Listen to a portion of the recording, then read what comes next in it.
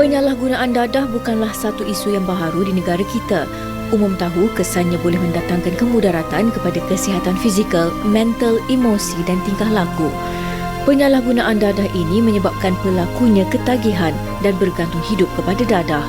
Menurut statistik terkini oleh Agensi Anti Dadah Kebangsaan AADK, sebanyak 95,505 rakyat Malaysia terbabit dengan penyalahgunaan dadah, di mana 95.8% ialah dalam kalangan lelaki dan 4.2% perempuan. Walau bagaimanapun, jika dahulu dadah seringkali dikaitkan dengan golongan bawahan, sekarang golongan profesional juga turut terjebak. Terdahulu seorang doktor perubatan tewas dan terjerumus ke lembah penagihan dadah untuk tempoh yang lama. Ia bermula dengan sekadar mencari cara untuk meredakan tekanan kerja.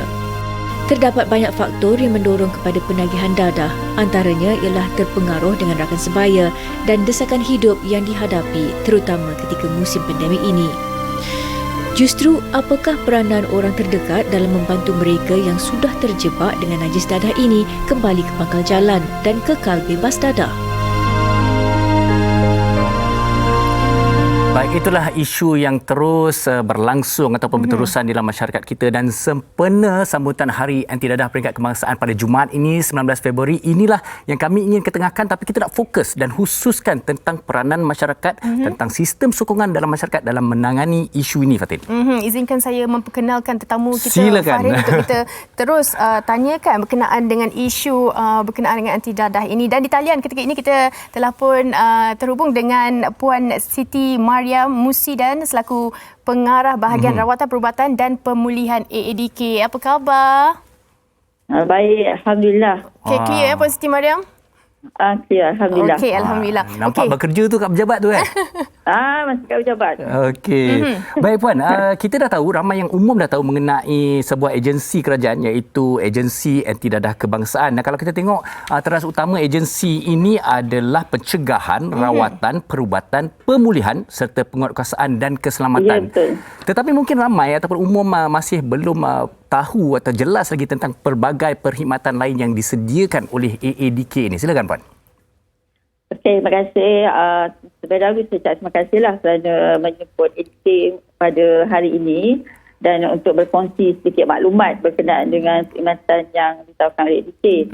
Dan sebenarnya AADK ni dah lama menawarkan perkhidmatan rawatan dan pemulihan, pencegahan dan penguatkuasaan. Dan kalau kita tahu, AADK ni adalah 3 perkhidmatan teras ni yang ada di AADK. Yang pertama, yang mula-mula sekali adalah berkenaan dengan pencegahan lah, iaitu yang mana kita mensasarkan kepada untuk menghentikan ataupun untuk mencegah ataupun untuk melindungi seorang itu daripada terus menjadi penagih dadah. Masuk pencegahan ni dia lebih pada mesej, iaitu kepada orang yang belum kena ataupun belum jadi penagih dadah sepenuhnya daripada pengingat mencuba-cuba. Maksudnya di sini kita cuba untuk ditarik, jangan terus ambil dadah. Terus yang kedua adalah berkenaan dengan perkhidmatan rawatan dan pemulihan. Perkhidmatan rawatan pemulihan ni saya rasa semua orang tahulah. Berkenaan dengan dulu dinamakan sebagai pusat serenti. Sekarang kita tukar kepada nama pada Puspen. Iaitu kita nak tukar sikit nama tu bagi dia lebih macam lembut sikit dan tak nampaklah macam menjadi stigma. Jadi bila rawatan dan pemulihan ni adalah fokusnya kepada orang yang betul-betul dah terlibat dengan pencegahan. Maksudnya kita merawat, memulih dan mengekalkan kepulihan tu. Maksud di sini jelas menunjukkan bila merawat pulih tu bukan saja untuk berhenti menagih. Kalau dia setakat berhenti menagih, dia belum pulih. Maksudnya dia berhenti menagih, ada perubahan tingkah laku, perubahan emosi dan semua dia mengekalkan kepulihan dia. Segala aspek psikologi dia dan psikologi dia ubah, maksudnya itu yang baru dipulih. Tapi setakat dia berhenti tu belum lagi dikatakan pulih lah. Maksudnya baru setakat berhenti. Jadi bila pemeliharaan rawatan dan pemulihan ni, kalau kita tahu dekat AADK ni ada 2 lah, sama ada di institusi ataupun dalam komiti, dan ada juga pihak-pihak swasta yang menawarkan perkhidmatan ni lah. Dan kita ada AADK juga ada yang ketiga teras adalah berkenaan dengan penguatkuasaan dan keselamatan. Tapi penguatkuasaan dan keselamatan ini agak berbeza sikit. Iaitu bila kita dah pujuk, kita dah cuba, kita dah melalui pencegahan, apa-apa program, kita cuba bawa dia masih juga enggan ataupun dia tak nak, kita terpaksa buat penguasaan. Baik. Tapi penguasaan kita bukan nak hukum tapi nak bantulah untuk dia mendapat rawatan dan pemulihan. Memulihkan. Memulihkan, yang penting tu pulihkan. Tapi Puan Siti Mariam, maaf kalau kita bercakap mengenai pemulihan ini, lagi-lagi pada mereka yang terlibat dalam penagihan dadah ni, pasti ada cabarannya. Yang mana AADK saja yang tahu. Mungkin Puan Mariam boleh kongsikan dengan penonton. Okey, bila memulihkan penagih dadah ni, memang cabaran dia memang sangat tinggilah. Dia maksudnya kita kena betul-betul faham apa yang kita nak buat pada tugas kita tu. Yang pertama, sebab kita ada dua satu paksaan dan satu sukarela, dan dua-dua ni memerlukan pendekatan yang berbeza. Kalau ada secara paksaan iaitu undang-undang iaitu melalui tangkapan tadi, maksudnya dia ditangkap, kita paksakan dia, jadi dia punya autonomi pada diri dia untuk kepulihan tu, kesedaran dia, motivasi tu sangat rendah. Jadi kat sini kita kena meningkatkan motivasi dia, meningkatkan keupayaan diri dia, mengenal diri dia, kekuatan dia kat mana yang dia boleh kita channelkan kepada pemulihan. Jadi dia punya bukan tugas yang mudah lah, sebab daripada dia sendiri, dia perlu juga orang lain untuk bantu dia lah. Dan kita punya cabaran ni adalah yang inilah untuk dia, kita mengubah dia daripada dia tak faham apa dia nak, dia main sensitivity je ke tak perubahan tu, tahap mana kita nak bawa dia kepada satu dimensi yang kuat bahawa mengatakan bahawa dia boleh. Yang itulah yang cabaran berpasangan. Tapi kalau sukarela tak ada isu. Sukarela sebab datang sendiri, dia memang datang, dia ada keinginan, jadi dia lebih mudahlah kita untuk tangani. Baik Puan, apa yang Puan katakan tu cukup menarik. Tapi saya juga nak fokuskan Puan. Kalau tadi kita cakap peranan AADK, peranan individu itu sendiri. Tetapi selalu permasalahan dan cabaran juga datang daripada orang sekeliling. Sistem sokongan mereka. Mereka nak baik, tapi keluarga diskriminasi, masyarakat diskriminasi. Mungkin Puan boleh komen tentang ni. Okey, yang ini satu soalan sangat menarik lah, yang memang daripada dulu memang itu jadi fokus sebagai sistem sokongan kepada mereka untuk pulih. Sebab kalau kita tahu, kita ni mula-mula kita lahir, orang yang kita belajar adalah keluarga. Orang yang mula-mula kita jumpa. Kita tak jumpa orang lain dulu. Dekat situ keluarga akan membina karakter, membina jati diri kita. Yang kalau tu ada bermula pada keluarga. Selepas tu baru dia keluar pergi pada komiti, pergi ke sekolah, pergi berkawan dengan kawan-kawan. Itu akan ada warna-warna ataupun situasi yang akan bergabung. Jadi dia akan mencorakkan kita. Jadi kat sini peranan daripada orang yang pertama kita jumpa, itulah yang akan membentuk karakter. Sebab bila orang yang pertama tu dia kuat, dia mantap, maksudnya dalam apa juga cabaran, dia boleh rasional dan dia boleh mengatasi keadaan tersebutlah. Dan bila keadaan ni juga, selain daripada keluarga, komiti dan orang perseorangan itu adalah sangat penting. Kadang-kadang diskriminasi ni datang bukan hanya daripada keluarga. Keluarga sini pun ada diskriminasi. Mungkin mak bapak boleh terima. Mak boleh terima, ayah boleh terima, abang tak boleh terima, kakak tak boleh terima. Tapi yang ni dia kena memahamilah bahawa tanpa sokongan, dia orang tak boleh kembali kepada dunia asal. Dan bila kita tahu kadang-kadang masyarakat pun sama jugalah, bila dia dah pulih, dia nak ada satu wawasan ataupun tidakkan, orang dah ada stigma dah. Dia ni mesti datang, dia akan bawa masalah. Ataupun bila ada apa-apa isu, dia akan cakap bahawa ini mesti orang dadah yang buat. Ataupun dalam bahasa kampung ni, mak gian ni akan ambil lah. Jadi keadaan tu akan menyebabkan kita pun akan rasa tersinggung lah keadaan tu. Dia akan mengundur lah, daripada dia nak berubah, dia akan mengundurkan diri. Untuk mencari satu benda yang lebih selesa untuk dia. Jadi kat sini peranan family di masyarakat ni sangat penting lah kat sini. Okey. Stigma dan diskriminasi ini perlu diubah Puan Kejap lagi kita nak tanya memang Puan. Perlu diubah. Kejap lagi kita nak tanya Puan Siti Mariam. Macam mana kalau berkaitan dengan keluarga tu? Tapi sebelum tu Farin, kita nak tanya juga tahu apa pandangan orang ramai berkenaan dengan topik kita hari ini. Kita saksikan. Beri sokongan moral dan berterusan dan juga dengan menunjuk badan-badan ataupun agensi kerajaan yang berwajib. Dekati mereka, fahami mereka, siasat dan teliti sejauh mana penglibatan mereka di dalam najis dadah ini. Jangan dicerca, jangan dihina. Bantu mereka, sesungguhnya masih terdapat lagi ruang dan peluang untuk mereka kembali ke pangkal jalan dan bebas daripada najis dadah. So peranan kita as kawan and family ni sangat penting sebab penagih ni sangat memerlukan sokongan daripada kawan dan family untuk diorang berhenti menagih. So kalau kita tahu diorang menagih, kita kena ambil langkah pencegahan awal iaitu dengan memberi bantuan awal supaya dapat mengelakkan mereka bertambah kronik. Perlu melaporkan kepada pihak berwajib iaitu AADK supaya anda dapat menyelamatkan nyawa seseorang. Kita sebagai masyarakat perlulah terbuka mengenai hal ini. Jangan malu kerana najis dadah itu adalah benda yang salah. Mengenal pasti penghebatan dan merapatkan diri untuk memahami situasi dan punca mereka berbuat demikian. Rajinlah melawat mereka yang sedang dirawat di pusat pemulihan agar mereka terus bersemangat dan merasakan ramai yang menanti kepulangan mereka setelah selesai menjalani rawatan. Fatin, rata-rata memang semuanya positif, memang semuanya bersetuju yang bahawa kita semua ahli masyarakat harus memberi sokongan kepada mereka. Baik, perbincangan kita hari ini menjadi lebih menarik kerana kita akan menghubungi di dalam talian seorang bekas penagih dadah yang telah menjadi penagih tigar selama 20 tahun, bebas dadah 13 tahun dan diberi sokongan yang cukup mampan daripada isterinya dan juga sistem sokongan di sekelilingnya. Baik, kita bersama dengan Encik Mat Rusli Mat Ali yang berada dalam talian sekarang. Assalamualaikum. Waalaikumsalam. Okey, saya juga difahamkan bersama dengan Cik Rusli adalah isterinya di sebelah, Puan Yuliana. Ada. Apa khabar? Baik. Okey, baik Cik Rusli. Mungkin sebagai pembukaan ini mungkin Cik Rusli boleh berceritakan mengenai pengalaman yang dilalui oleh Cik Rusli sendiri dalam mengatasi masalah penagihan dadah ni. Tak dengar. Okey, Boleh teruskan? Okey, boleh teruskan. Mungkin kami cuba mendengar dengan jelas. Okey, bismillahirrahmanirrahim. Okey, nama saya Mat Rusli. Ya, okey, saya terlibat dengan dadah ni lebih 20 tahun. Dan saya, maklumat saya pernah juga jadi gelandangan lebih daripada 18 tahun. Di sekitar Putu Raya, Cokit, Kota Raya apa semua.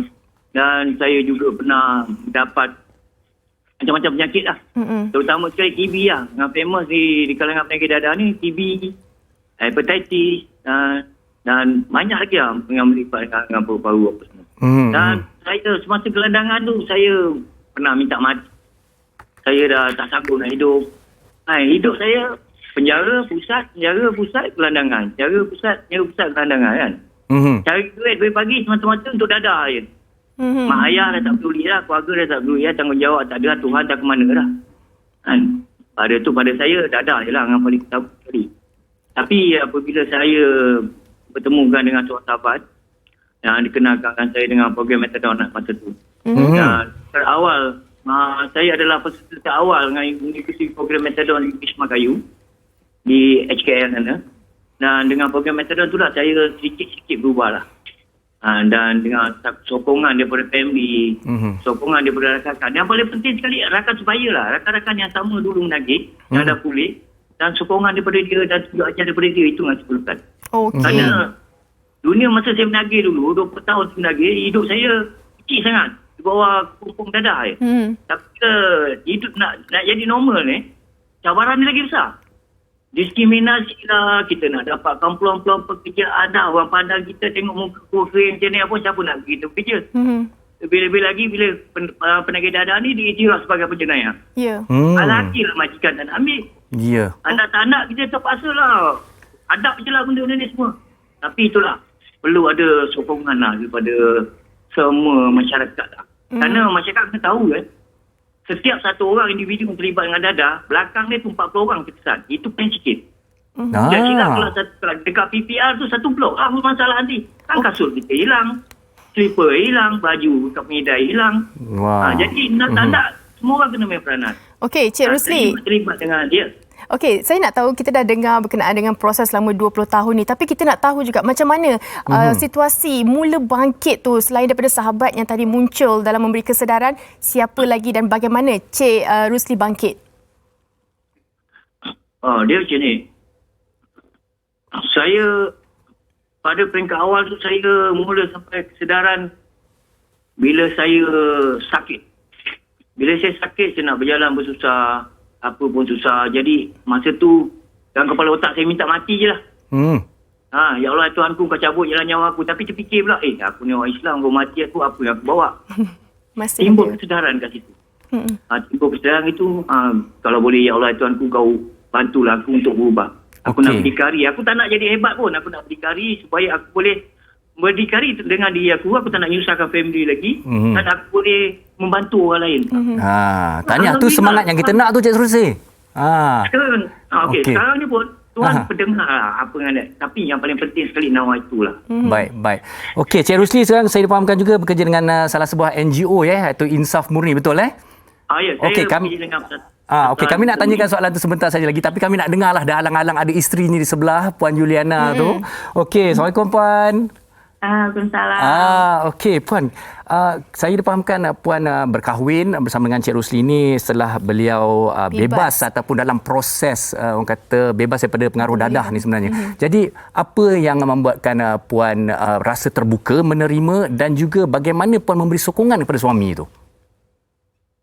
Sokongan saya, saya menyokong apa yang dia buat, untuk pulih. Saya berdoa untuk dia. Sedih pula. Tak apa Puan, teruskan. Dia perempuan saya orang Indonesia. Tak apa. Banyak membantu saya dari segi doa. Lepas tu apa saja yang saya buat, dia sokong. Tapi saya tak pernah menipu dengan dia. Kadang-kadang saya join dengan NGO, bawa pergi pelandangan apa semua. Saya bawa dia kenalkan dengan kawan-kawan saya. Dia tengok saya bawa budak pergi hospital dengan sakit apa semua. Jadi dia rasa macam, suami aku ni betul tak betul ni. Mula-mula takut, pasal takut yalah terdedah dengan jangkitan penyakit apa semua. Tapi lama-kelamaan dia dah jadi satu kebiasaan pada dia tak jadi menyokong saya. Kadang-kadang dia ingatkan saya apa semua. Kalau kadang-kadang ada orang call ke WhatsApp ke, ada bagi tahu saya apa semua. Bagi tahulah nasihat apa-apa yang patut saya buat apa semua. Cumanya malam tak boleh keluar lagi sekarang ada anak. Duduk rumah Cik Rusli, jangan keluar. Itu saya malam. Saya beritahu kenapa sudah tinggalkan saya malam. Pasal apa? Dia macam ni. Tingkat awal recovery ni dia sepanjang hayat tau. Okey. Saya kena buat, saya ada satu kumpulan sokong bantu yang setiap malam saya boleh pergi. Semua penagih yang sangat hebat. Jadi saya belajar cara hidup dengan dia orang. Saya ni penagih. Jadi bila kadang-kadang sensitif sangat-sangat kan. Kadang-kadang bila emosi main peranan buatkan seseorang tu jatuh. Tak kira sama ada tengah seronok sangat ke, tengah marah sangat ke, tengah sedih sangat ke, dia akan, itu salah satu faktor orang akan jatuh. Jadi tak nak saya kena luahkan apa isu saya, permasalahan saya. Ada orang yang mendengar selain daripada isteri saya, dan isteri saya tak faham tentang penagihan. Jadi saya kena cari penagih yang dah pulih untuk membantu supaya dia boleh rasionalkan saya. Baik, Cik Rusli, kita suka nak tahu juga kan di setiap orang kata perjalanan sebagai seorang penagih itu ada juga timbul kesedaran, tapi ruang yang diberi oleh orang di sekeliling itu memainkan peranan, terutama isteri, keluarga dan sebagainya. Mungkin ada pesanan daripada Cik Rusli sendiri, walaupun kita bergelar penagih dalam menjalani pemulihan, tapi kita nak terus bangkit dan peranan orang di sekeliling ni amatlah penting. Sedikit daripada Cik Rusli. Pada saya lah, peranan terutama sekali mak ayah lah.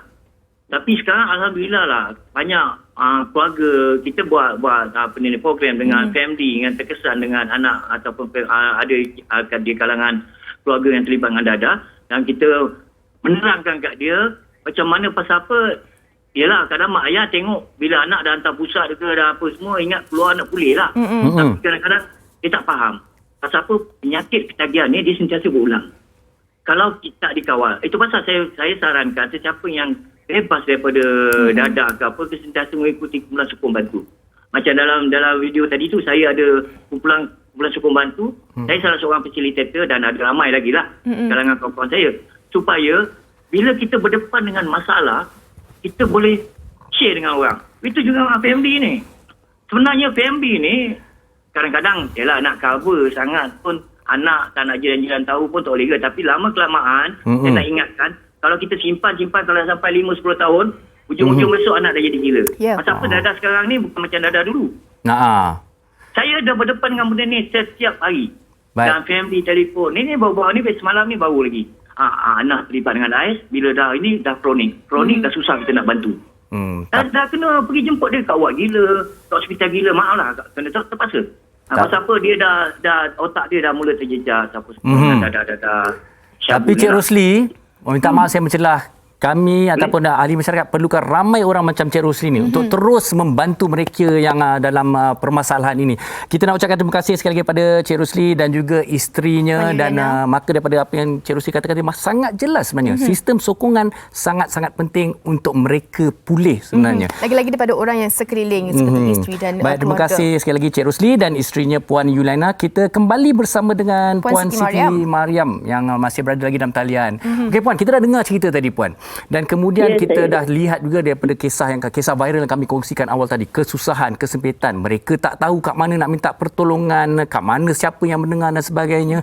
Jadi katalah ahli masyarakat nampak, ahli keluarga tahu. Jadi bagaimana mereka nak merujuk ataupun membantu golongan ini juga dibantu oleh pihak AADK agaknya? Okey, kalau kita lihat daripada video tu memanglah itulah sebenarnya situasi yang banyak kita hadapi sekarang. Cuma macam Cik Rosli tu adalah segelintir telah berjaya lah memulihkan diri dan mengekalkan. Dan bila keadaan ni sebelum dia nak bantu, dia kena faham lah maksudnya dia ada peranan. Maksudnya pada peringkat awal masa dia mula menagih, kemudian masa peringkat dalam proses dia mendapatkan rawatan dan terusnya adalah peringkat maintenance ataupun selepas program. Iaitu masa yang peringkat awal tu dia memastikan orang tu tak terus ambil dadah iaitu mencegah. Kemudian yang peringkat masuk program ni memberi sokongan, dorongan dan bimbingan dan memahami bagaimana penagihan itu berlaku. Dan di peringkat maintenance lebih memahami apakah faktor-faktor di luar yang boleh menyokong atau menjadi faktor pelindung atau menjadi faktor risiko kepada dia untuk mengekalkan kepulihan. Jadi benda-benda tiga tu dia kena faham. Dan apabila dia tahu ataupun dapat maklumat berkenaan fenomena dadah, dia ada beberapa perkara lah yang umum dia. Yang pertama, dia boleh mendapatkan khidmat nasihat lah daripada talian. Macam ADK ni dia ada talian khas berkenaan dengan orang yang mendapatkan mendapatkan khidmat nasihat melalui kita namakan sebagai talian Hello ADK. Dekat situ dia boleh dapatkan khidmat nasihat. Apa-apa jugalah, maksudnya pasal rawatan, percakapan, apa permasalahan ataupun apa isu-isu yang berbangkit. Dia boleh tanya dan kami setiap hari kami ada duty daripada pukul 8 pagi sampai pukul 10 malam. Jadi kat situ dia boleh. Dari talian ni boleh di talian 89112233 ataupun di WhatsApp 0962622233. Lalu itu kemudian terusnya kalau dia masih juga memerlukan bantuan dan dia terpanggil, dia juga boleh datang secara sukarela. Bagaimana dia nak membantu, sukarela sebenarnya lebih baik. Itu yang kami sasarkan. Dia lebih mudah dan lebih cepat. Puan Siti Mariam. Maaf saya mencelah mungkin kita boleh terus beri tanya sikit pasal hari Jumaat ni. Hari Jumaat 19 Bulan 2 ni yang mana temanya lebih baik cegah, ringkas dan padat senang nak ingat. Apa agaknya daripada ADK sendiri antara program-program untuk meningkatkan lagi kesedaran masyarakat kita ni? Okey, pada 19 hari bulan ni, hari Jumaat adalah sambutan peringatan Hari Anti Dadah yang kita sambut setiap tahun pada 19 Februari ataupun 19 Februari itu sebagai Hari Anti Dadah. Cuma sambutannya kita buat adalah sepanjang bulan, iaitu bukan hari itu sajalah, hari 19 tu hanya lancar. Dan beberapa program telah kita telah rancang lah dan kita sediakan. Antaranya dia akan ada khutbah Jumaat pada hari 19 hari bulan itu sendiri. Kebetulan 19 tu hari Jumaat. Kemudian kita ada juga program Santai Nurani. Kemudian kita ada bersama sesi bersama ikon-ikon ADK yang telah dilantik, sama ada daripada artis-artis sendiri seperti Pak 88, Gina. Kemudian ada juga kita ada program Web Challenge, solar dirisan anak muda. Maksudnya ada juga daripada ya, pelbagai aktiviti mana ada larian, banyaklah program sepanjang bulan. Dan kita boleh nak dapatkan maklumat tu melalui Facebook ADK, dia adalah boleh dapat maklumat terus lanjut. Dan kita juga ke Facebook ADK. Baik Puan Dan Siti kita Mariam, boleh kita ingin jemputlah ucapkan semua kerja boleh.